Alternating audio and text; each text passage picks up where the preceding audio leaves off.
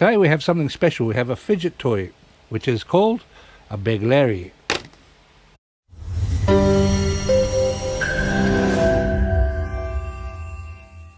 I think that's how you pronounce it, but anyway. Alright, so what is it? It's a piece of string with some beads on the end of it. I got the one with the plastic. I should have got the one that are metal, but anyway. Now how you use it is one of those tools that you just play like this. I'm not a master at this, but you sort of get the idea of how it works. I'm banging things. I'm trying to keep it in the shot. And that's how you use it.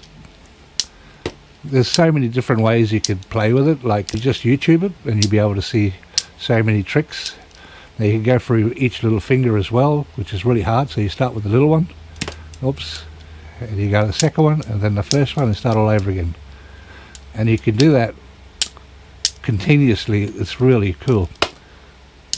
I'm not very good at it, as you can see. So you spin it around like this and then catch it and then go back and forwards, or you can go this way.